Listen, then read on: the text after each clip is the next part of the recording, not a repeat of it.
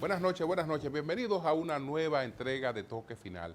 Esta es la mejor forma de concluir una semana, pues lo mejor informado posible sobre los acontecimientos más importantes del país y del mundo. Quiero felicitar a la Dirección General de Aduanas por la mejora en sus servicios, que lo constituye el hecho de que ahora los contribuyentes pues podrán cumplir sus compromisos aduanales con pago a través de tarjetas de crédito y pagos a través de tarjeta de débito. Esto es sumamente importante porque sobre todo a, a la pequeña, a la mediana empresa le da muchas facilidades. También a los grandes, pero los grandes siempre tienen las cosas, digamos, más facilitadas.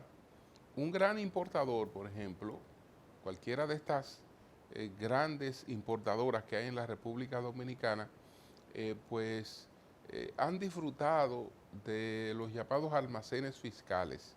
Esto es que traen todas sus mercancías, pueden sacar esas mercancías que se van a almacenes fiscales y ellos van liquidando el costo de esa mercancía en la misma medida en que la van retirando de los almacenes fiscales.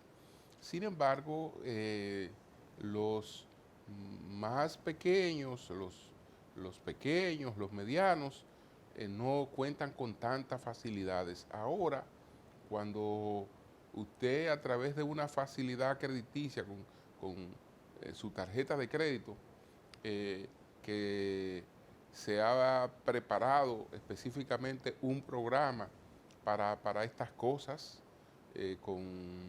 porque esto implica tanto para aduanas como para las entidades financieras que respaldan esto, una preparación, un diseño de software, una serie de cosas. Es una oportunidad también de que abre los financiamientos. ¿Por qué? Porque yo puedo tener una mercancía en aduanas, no tengo recursos para sacar esa mercancía que tengo en aduanas, pero tengo mi tarjeta de crédito. Entonces, el banco, aunque eso exceda mis límites, no me va a negar la posibilidad de yo retirar una mercancía para yo liquidar, porque ahí hay una oportunidad de negocios. Una oportunidad de negocio. Entonces, eso es importante. Eso es importante. Así es que felicidades a Nelson Arroyo, el director de aduanas, que tiene poco tiempo en la dirección de aduanas y ya presenta realmente un logro como este, que es un logro importante. Bueno, señores, vamos a hablar un poco de las elecciones que se produjeron en Colombia. Y resulta que este domingo se desarrollaron las elecciones en el Perú, pero en el Perú el conteo es más lento, y no quiero aventurarme con resultados en Perú. Pero en Colombia ya sabemos que el próximo 21 hay una segunda vuelta, que la primera vuelta ya se produjo y que en esa primera vuelta los candidatos que van a la segunda vuelta son Abelardo de la Espriella y Iván Cepeda. Abelardo de la Espriella, pues es de una organización que se llama Defensores de la Patria, una entidad nueva, ¿no? Y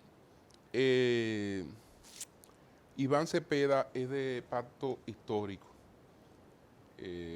Iván Cepeda es un candidato ideológicamente ubicado hacia la izquierda, el candidato de Petro, y Del Espriella es un candidato totalmente identificado con la libre empresa, el libre mercado y las oportunidades de crecimiento económico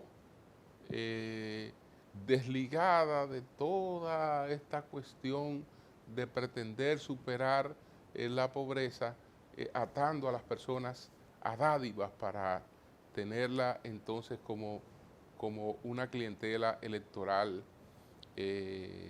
cautiva. Ha sido un fenómeno electoral y ojalá que el 21 gane las elecciones. Como quisiera yo que en el conteo que se está desarrollando en el día de hoy en Perú, mi deseo es que gane Keiko Fujimori, pero aclaro que es mi deseo, porque al momento en el que estoy produciendo este comentario, no tengo los resultados de esas votaciones que se llevaron a cabo hoy en Perú. Pero la de Colombia, Petro las quiso boicotear de un modo a otro, empañar el resultado que no le gustó, pero eso fue frenado. Todos los observadores internacionales han hablado de un proceso ejemplar. Incluso el candidato que él está apoyando, Iván Cepeda, dijo que no han descubierto ninguna irregularidad importante. Es decir, que esos resultados son los resultados de la primera vuelta. Hay que aguardar ahora por lo de la segunda vuelta. Les dejo con este video donde está el expresidente Leonel Fernández, que encabezó la comisión de observadores de la OEA, cuando ofreció el informe de esa comisión de observadores sobre las votaciones que se llevaron a cabo en Colombia el pasado domingo. Adelante. Estimadas colombianas y colombianos, en mi calidad de jefe de la misión de observación electoral de la Organización de Estados Americanos, OEA, quiero felicitarlos por una jornada cívica, tranquila y participativa que registró una concurrencia ciudadana superior a la observada en pasadas elecciones presidenciales. Desde la misión de la OEA reconocemos el trabajo profesional de las autoridades electorales, las fuerzas de seguridad y las personas que ejercieron como jurados de votación, que permitió que la ciudadanía pudiera ejercer su derecho al voto en condiciones de libertad y seguridad. La misión saluda la instalación del 100% de las mesas de sufragio tanto en Colombia como en el exterior.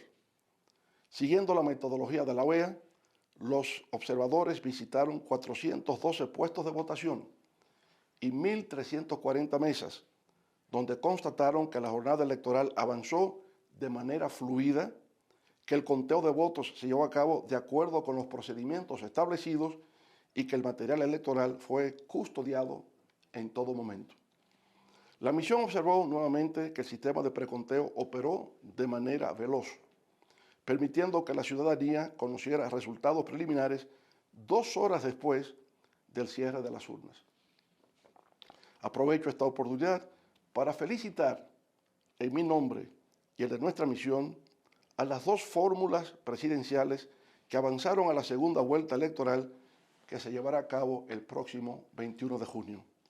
Considerando que el próximo gobierno será para todos los colombianos y colombianas, invitamos a las candidaturas y a sus equipos de campaña a contribuir a un clima de respeto y diálogo democrático durante la siguiente etapa del proceso. Una pausa, retornamos en breve.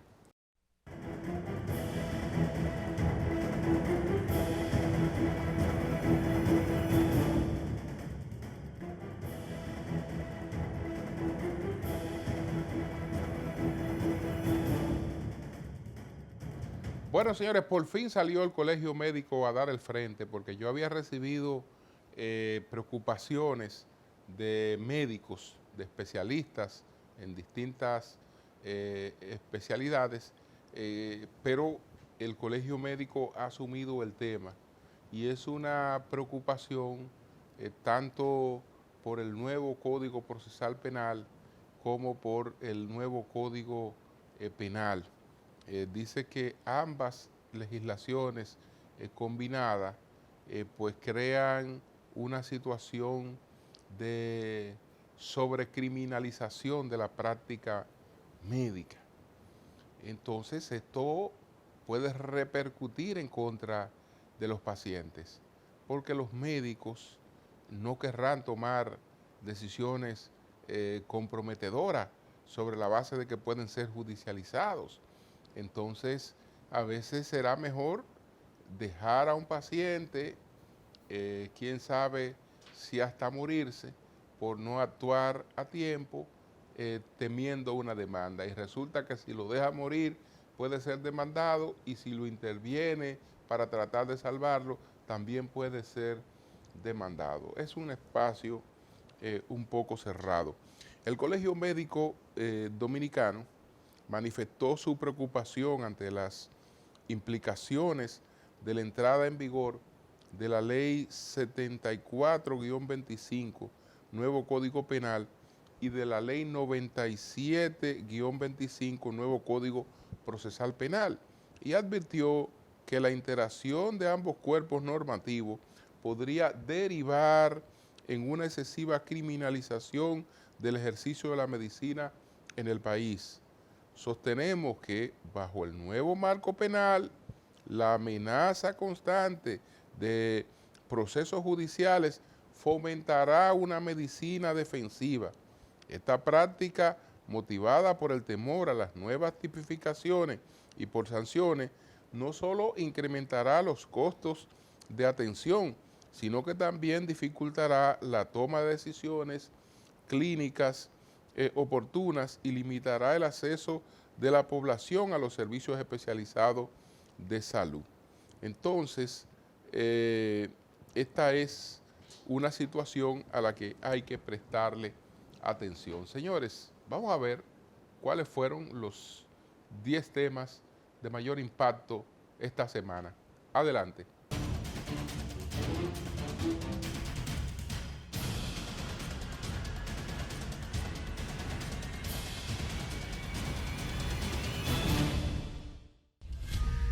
La más reciente encuesta nacional de opinión pública de ACDeMedia muestra que el 54% de los dominicanos considera que la situación actual del país es mala o muy mala, mientras que un 55% afirma no simpatizar con ningún partido político. En cuanto a la gestión gubernamental, el presidente Luis Abinader obtiene una valoración positiva de 50.8% frente a un 46.6% que califica su desempeño de manera negativa. Asimismo, el sondeo arrojó que si las elecciones fueran hoy, el Partido Revolucionario Moderno lideraría la intención de voto con un 31.6%, seguido por Fuerza del Pueblo con 26.5% y el Partido de la Liberación Dominicana con 20.1%. Dentro del oficialismo, David Collado se posiciona como el principal aspirante presidencial con un 45.2% de apoyo entre la población general y un 54.8% entre los simpatizantes del PRM. De su lado, Carolina Mejía le sigue con un 17.6%. En el PLD, Gonzalo Castillo encabeza las preferencias con un 35.5% entre la población general y un 54.5% entre los simpatizantes PLDistas. Mientras tanto, en la Fuerza del Pueblo, Omar Fernández supera a Leonel Fernández entre la población general con 54.1% frente a 34.9%. Sin embargo, entre los simpatizantes del partido, la contienda es muy cerrada. Leonel registra 50.8% y Omar 48.4%.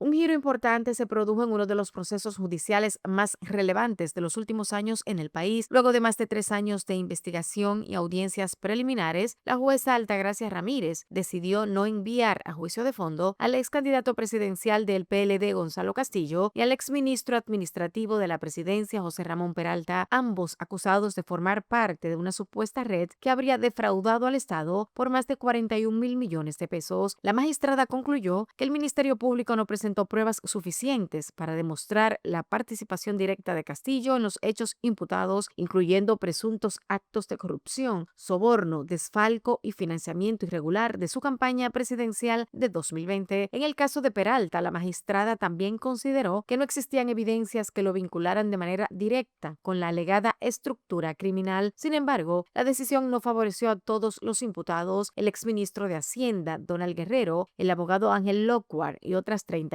personas sí fueron enviados a juicio de fondo. Mientras tanto, el director de la PETCA, Wilson Camacho, anunció que apelará la decisión por entender que las pruebas presentadas fueron correctamente sustentadas. Nuevos detalles han salido a la luz sobre la muerte de una adolescente de 14 años ocurrida en un hogar de Paso del Conani en el municipio de San Antonio de Guerra. Según el testimonio de una menor que presenció los hechos, la tragedia habría sido planificada por 3 adolescentes que compartían habitación con la víctima. De acuerdo con la declaración entregada a las autoridades, las jóvenes invitaron a la menor al baño bajo el pretexto de darle una sorpresa. Una vez allí, presuntamente le vendaron los ojos, la sujetaron por brazos y piernas y utilizaron una sábana para asfixiarla. El testigo afirmó que la víctima intentó resistirse y pedir ayuda, pero le cubrieron la boca para evitar que gritara. Posteriormente, las acusadas habrían intentado simular un accidente colocando el cuerpo cerca de una cama para aparentar una caída mientras dormía. El caso ha generado profunda conmoción en la opinión pública. La jueza Nicole Mejía impuso 30 días de internamiento provisional a las 3 adolescentes de 14, 16 y 17 años, mientras el Ministerio Público continúa las investigaciones por homicidio. La presidenta de Surinam, Jennifer Gerlings Simons, realizó una visita oficial a la República Dominicana con el objetivo de fortalecer los lazos diplomáticos y ampliar la cooperación entre ambas naciones. La mandataria fue recibida por el presidente Luis Abinader en una ceremonia celebrada en el Palacio Nacional, donde luego realizaron un encuentro. Como parte de su agenda, la presidenta de Surinam visitó el altar de la patria, acompañada por el ministro de Relaciones Exteriores, Roberto Álvarez, para rendir homenaje a los fundadores de la nación dominicana y sostuvo encuentros con autoridades de distintos poderes del Estado. Durante una sesión solemne en el Congreso Nacional, el presidente del Senado, Ricardo de los Santos, destacó que esta visita representa una oportunidad para consolidar proyectos conjuntos en áreas estratégicas como comercio, turismo, educación, seguridad, agricultura, energía, innovación tecnológica y sostenibilidad ambiental. Por su parte, Gerlings Simons agradeció la acogida recibida y resaltó los desafíos comunes y valores democráticos que comparten ambos países. La visita concluye con actividades oficiales orientadas a impulsar nuevas oportunidades de cooperación y desarrollo para ambas naciones. La discusión sobre la cesantía laboral continúa siendo uno de los temas más sensibles dentro del proceso de reforma al Código de Trabajo en República Dominicana. La presidenta de la Confederación Patronal de la República Dominicana, Copardón, Laura Peña Izquierdo, afirmó que la cesantía debe seguir discutiéndose dentro de la reforma laboral y no trasladarse a una eventual reforma de la Ley de Seguridad Social. Por su parte, los miembros de los sindicatos reiteraron que la cesantía está directamente vinculada al desahucio y que debe mantenerse mientras esta figura continúe vigente en la legislación dominicana. En tanto, el presidente del Consejo Nacional de la Empresa Privada, CONEP, Celso Juan Marrancini, consideró que la atención se ha concentrado excesivamente en este punto, dejando de lado otros aspectos importantes de la reforma. Mientras tanto, el presidente de la Cámara de Diputados, Alfredo Pacheco, aclaró que no ha propuesto modificaciones al proyecto. Aseguró que desde ese órgano legislativo no existe intención de tocar la cesantía laboral, un tema que continúa generando amplio debate entre trabajadores, empresarios y legisladores.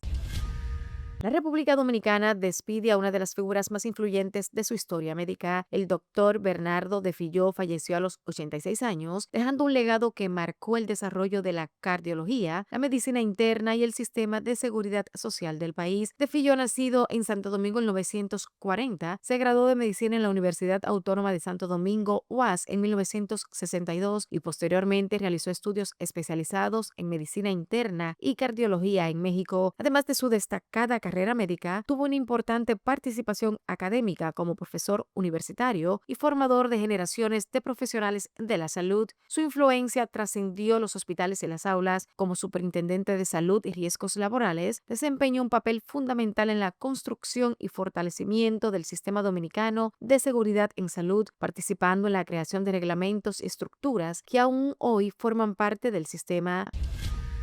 La Dirección General de Migración informó que durante el mes de mayo fueron deportados 35.305 haitianos indocumentados desde territorio dominicano como parte de los operativos de control migratorio que se realizan en todo el país. Según las autoridades, la mayoría de los detenidos fue interceptada por agentes de migración, mientras que otros operativos contaron con el apoyo del Ejército, el CISFRONT y la Policía Nacional. Las intervenciones se desarrollaron en distintos sectores del Gran Santo Domingo y en provincias como Santiago, Puerto Plata, Dajabón, Montecristi, Elías Piña y otras localidades cercanas a la frontera. Migración aseguró que continuará fortaleciendo los operativos y las deportaciones en coordinación con organismos de seguridad y defensa con el objetivo de garantizar el cumplimiento de las leyes migratorias vigentes. Estas acciones forman parte de la estrategia anunciada por el gobierno en octubre de 2024, cuando se estableció la meta de repatriar hasta 10.000 extranjeros indocumentados por semana.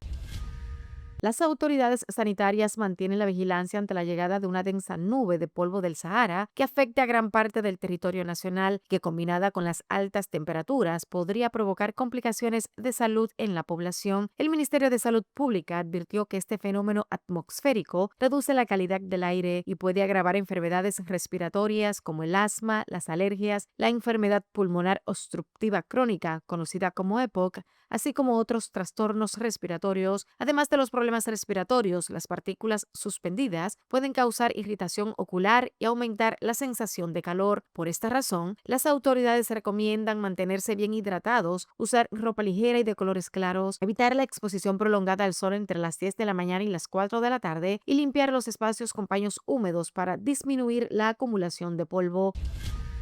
El congresista de origen dominicano Adriano Espaillat buscará su quinta reelección como representante del Distrito 13 de Nueva York en unas primarias demócratas que prometen captar la atención de la comunidad hispana. Su principal contendiente será Darialisa Ávila Chevalier, una joven de 31 años, hija de padres dominicanos, nacida en Florida y con una trayectoria de vida que incluye experiencias en República Dominicana y Venezuela. Ambos aspiran a representar a un distrito considerado uno de los más diversos de Nueva York, integrados por zonas como Harlem, Washington Heights y parte del Bronx, donde más de la mitad de la población es de origen hispano. La candidatura de Ávila Chevalier también ha generado debate debido a declaraciones sobre su conversión al Islam y su participación en actividades vinculadas a líderes religiosos que han sido objeto de controversias públicas. Las primarias están programadas para el próximo 23 de junio y definirán quién representará al Partido Demócrata en una de las demarcaciones con mayor presencia dominicana en Estados Unidos.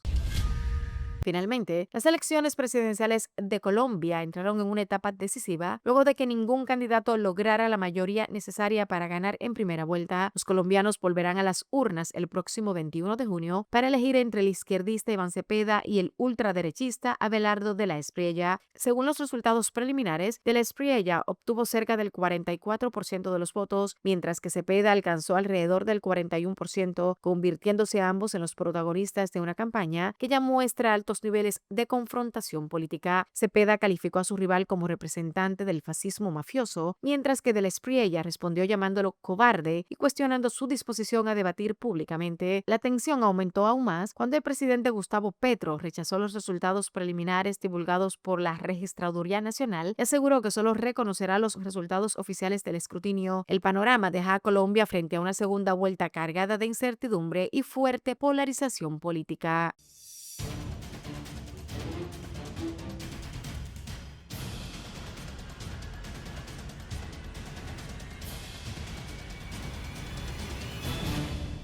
Una pausa y retornamos en breve.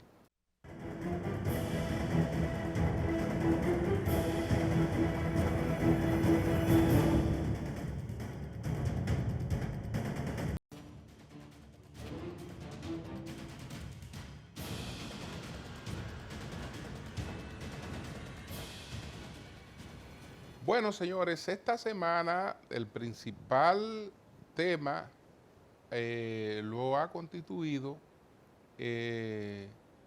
los no al lugar que se produjeron en el caso en el que está Donald Guerrero, en el que está pues José Ramón Peralta y en el que está Gonzalo Castillo, también el excontralor Daniel Omar Camaño, entre otras personas.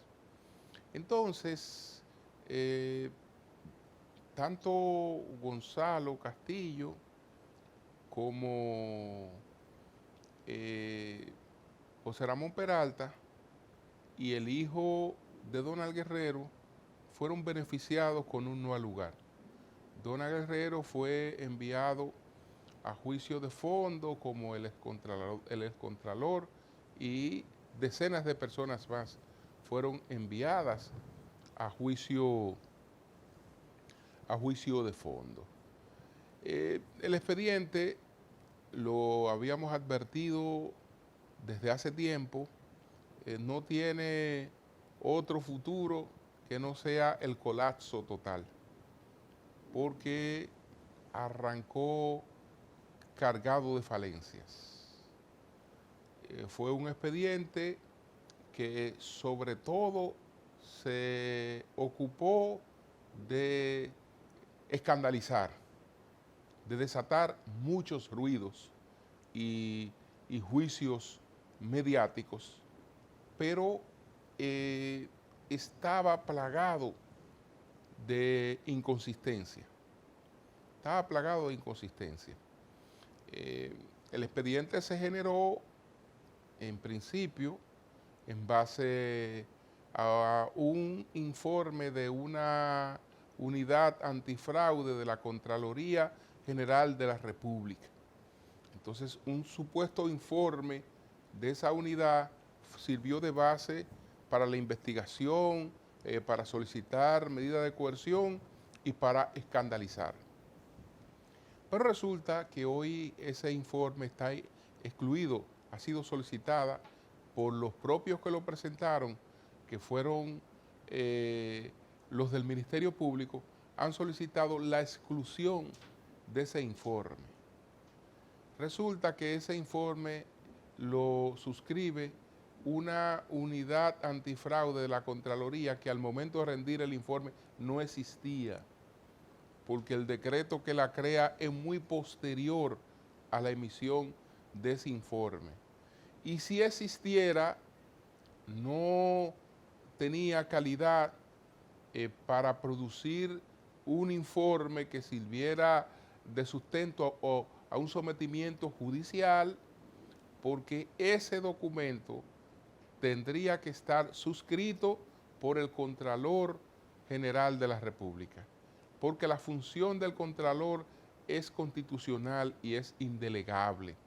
Nadie puede sustituirla. Entonces, estamos hablando de una usurpación, estamos hablando de un documento apócrifo porque no existía la unidad en el momento que lo emitió, independientemente de las falsedades también de su fondo. Esa fue la base de ese expediente. Pero ese expediente tiene a unos señores que han manejado los miles de millones de pesos por lo que están todos imputados allí. Y los que articularon el negocio, que manejaron esos miles de millones de pesos, no fueron incluidos en el expediente. Ellos fueron beneficiados por un acuerdo que los crímenes en los que ellos habrían incurrido, esos crímenes le fueron, perdonados o anulados sin atravesar por un proceso penal, cosa que no está nadie en capacidad de plantearla. Un fiscal puede negociar con una persona que colabora y solicitar una atenuación de una pena, y un juez puede tomar en cuenta una contribución para acoger una atenuación de una pena, para llevar al mínimo una pena de una persona que haya colaborado. Ahora, un juez no tiene potestad para anular un crimen, ni un fiscal tiene potestad para anular un crimen. Ese acto de por sí es irregular, es un acto de prevaricación, lo que se produjo con ese acuerdo, con esas personas que no forman parte de ese proceso, siendo actores de primerísima línea del que era supuestamente el mayor de los fraudes que se habían cometido en la República Dominicana. Entonces, después llegan otras irregularidades porque el expediente se sometió fuera de plazo y eso lo anulaba.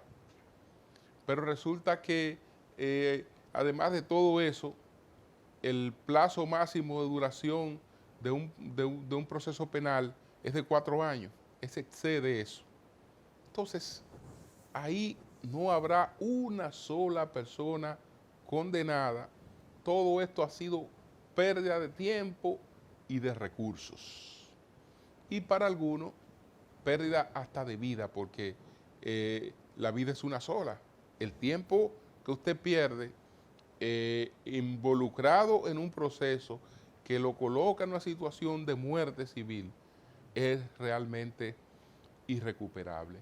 Entonces, esto pretende ocultarse, las falencias del propio expediente pretenden ocultarse con insinuaciones de que hay una supuesta jurisprudencia de corrupción, como decía el señor Camacho, porque los jueces están obligados a condenar sin prueba. Los jueces están condenados a no tomar en cuenta una serie de cosas del debido proceso, porque parece que la supuesta lucha contra la corrupción consistiría en condenar a las personas sin prueba. Y eso, desde luego, que no puede ocurrir en un país donde hay un llamado régimen de derecho. Hacemos una pausa, retornamos en breve.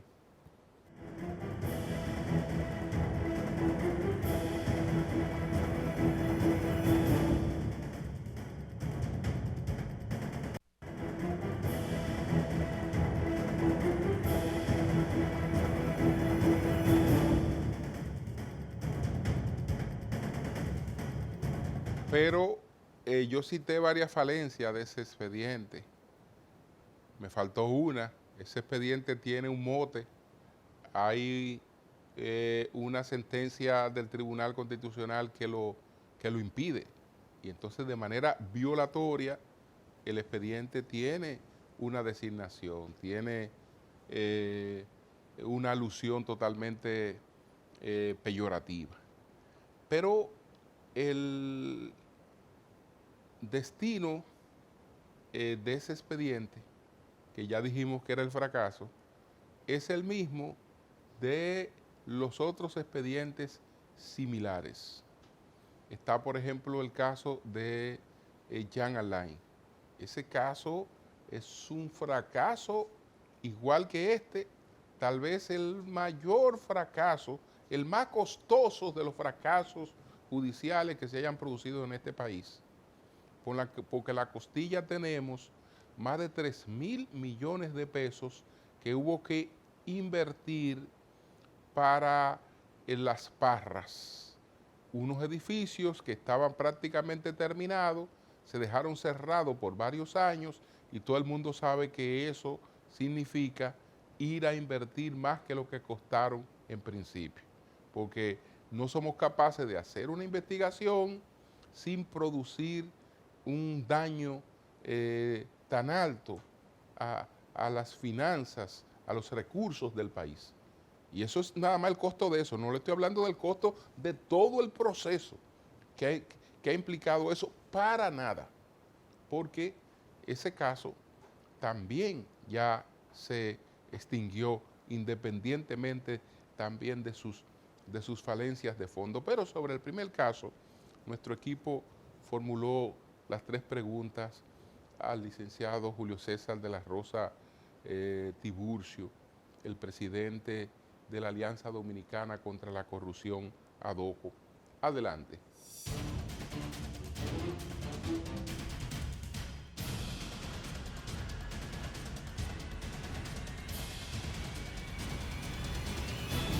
¿Qué opina de los no al lugar y envíos a juicio de fondo del denominado caso Calamar? Bueno, evidentemente que el no ha lugar otorgado o concedido a parte de los imputados en este caso que se había vendido como la panacea de la lucha contra la corrupción, pues pone en evidencia que esta lucha de persecución pues ha fracasado a partir de que los resultados esperados, o al menos lo que se le vendió a la población, de que este era un caso en donde había, se había producido pues un desfalco contra el Estado Dominicano y que iba a constituir un referente, sobre todo porque involucraba a tres exministros de una gestión gubernamental. Y lo que ha ocurrido, pues pone en evidencia la falla en el proceso de investigación y de compilación de evidencias que puedan conducir a que un caso con la connotación que se le dio, pues tuviera un resultado que pudiera primero resarcir al Estado si hubo realmente irregularidades contra él, de la misma forma que sancionar a los involucrados y finalmente lograr el objetivo que procura la justicia de prevenir al momento de sancionar al infractor, de que aquel que no ha cometido una infracción pues se abstenga de hacerlo, y sobre todo cuando se trata de juzgar a funcionarios públicos que manejaron fondos del Estado. Para nosotros esto ha sido un revés que el Ministerio Público debe evaluar los procedimientos que está llevando hasta el momento, porque no se justifica que después de la parafernalia que se vende, que se transmite, los casos sucumban precisamente por no tener los soportes suficientes y sobre todo la durabilidad de los casos que el Código Procesal Penal establece que no deben pasar de 4 años. Vemos cómo muchos de estos están ya escritos y creo que esto también es un revés para la función del Ministerio Público. ¿Cómo puede ser resarcido un imputado beneficiado por un acto de no al lugar que previamente haya padecido una prolongada prisión preventiva?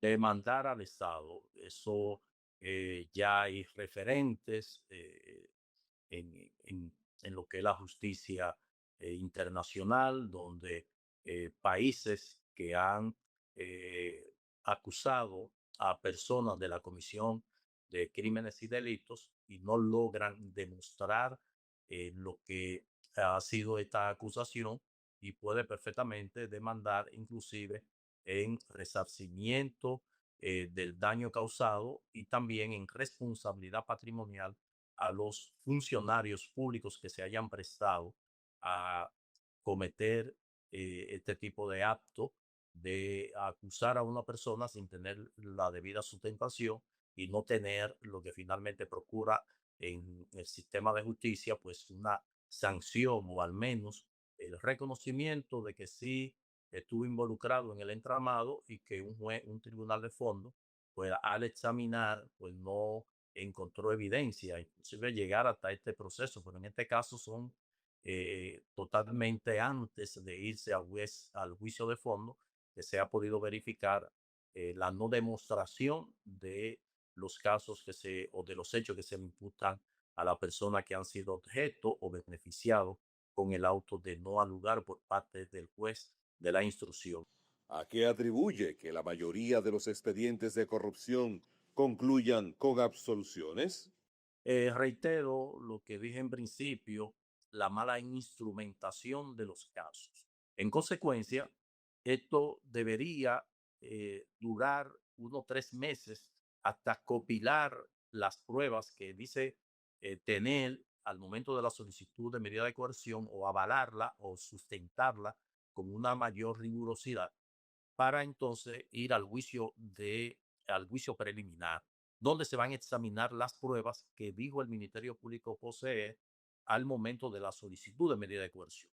Visto esto, entonces el juez que va a conocer la medida de la audiencia preliminar va a examinar las pruebas, si estas fueron obtenidas de manera lícita, si las pruebas realmente provienen de organismos competentes, por ejemplo, una auditoría de la Cámara de Cuentas, y esto entonces va a enviar, si encuentra méritos, a ese imputado o esos imputados a un tribunal colegiado que deberá conocer ya de manera íntegra y de manera detallada las pruebas.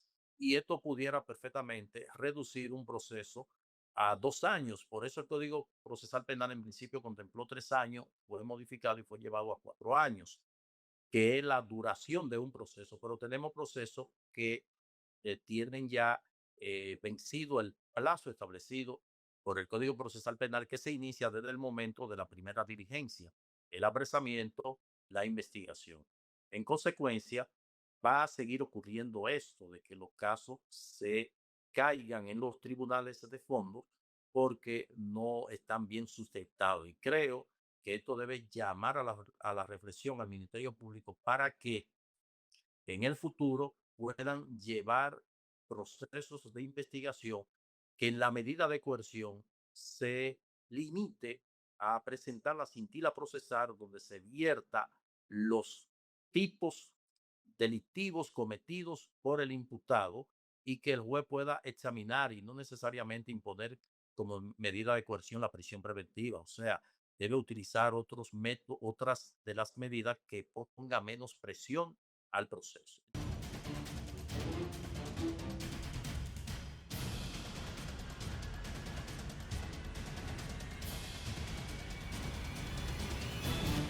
Una pausa, retornamos en breve.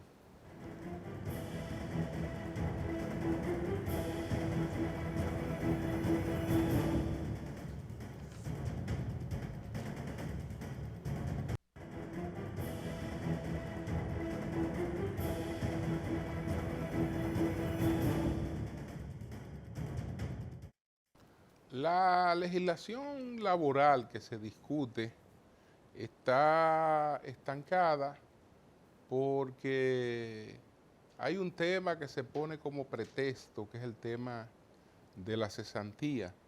Decía el Celso Juan Marrancini que esa ha sido una bola de humo.